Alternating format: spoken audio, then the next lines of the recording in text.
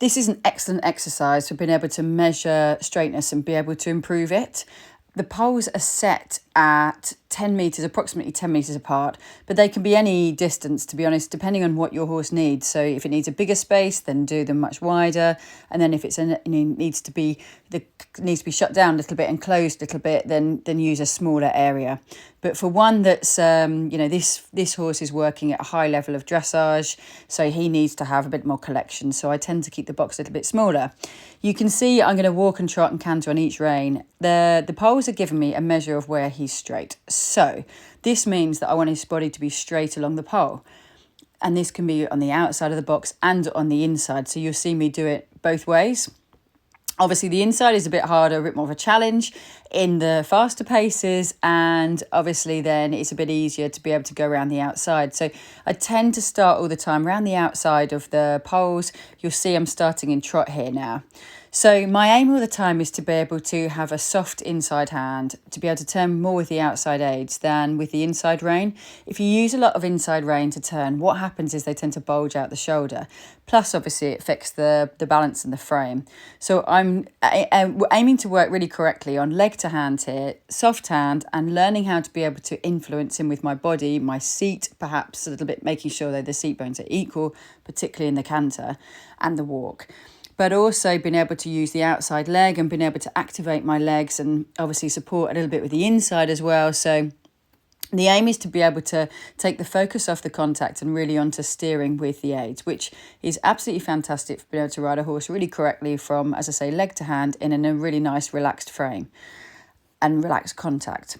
So you can see, going left and right, sometimes there's obviously a difference in horses left and right. This horse tends to fall a little bit out the left shoulder and tends to fall onto the left shoulder on the left rein.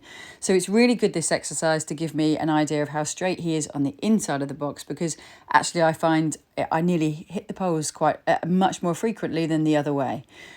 If that happens, then I'm trying to aim to use using the inside of the box more as a clock face. So can you imagine if it's a circle, sort of brush along at 12 o'clock, then 3 o'clock, then 6 o'clock, then 9 o'clock. So not necessarily too straight on the poles as we're using the inside of the box. You just see me, he had a really good transition to canter then, from walk to canter. I'm going to do another video which will highlight the different ways in which I can use this exercise. But one of them as well is being able to ride transitions on the poles. I start off in the canter a little bit wider and around because it's quite a small space. This horse obviously is working towards, as I say, a high level of collection and pirouettes. So you can see, quite often I bring the canter and I really bring the canter back and make him wait. And this exercise is great to be able to keep, he has to stay activated in the canter, but still be soft. And that's my aim, because when I come to ride the pirouettes, I want him to be a little bit more relaxed and for me to be able to sit a little bit better. So I'm trying to use my seat, and a very neutral seat, but still making weight on the seat, and gently my leg just to stay soft and around rather than holding him, as he doesn't like this.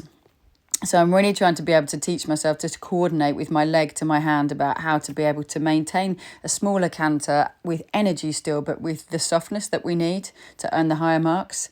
So it's a challenge going on the inside of the box. So you see me go outside and inside.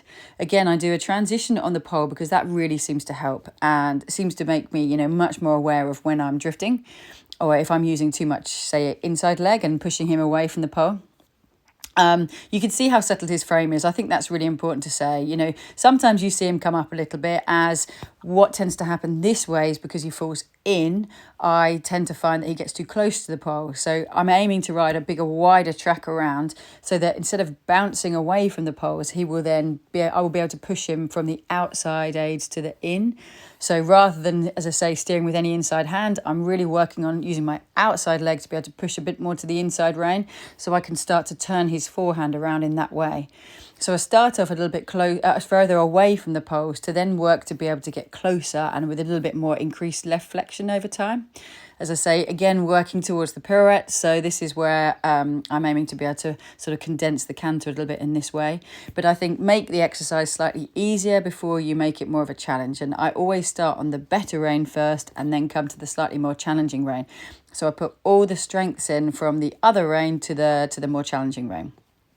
Again, go on the inside of the box and, really wanting to make him sit. And you'll find, some horses really struggle. You can't necessarily do this straight away. And as I say, this is an 11-year-old horse. He's very experienced and he's very good on the flat. So it's a bit easier for him. But you put the level of challenge in, I might go around 2 or 3 times until or more, until I've got what I've wished for. And then the aim was to be able to have him so I could keep my hands soft in a really good collected canter with energy. And then I go out to the outside again because I want to mix up the amount of challenge that I give him rather than giving him too much challenge all the time. So, sort of reaffirm the good bits, which is helping him go a little bit quicker around the outside again, and again measuring his straightness, but then going on the inside of the box again to just be able to challenge him a bit more, and hopefully the outside is better then.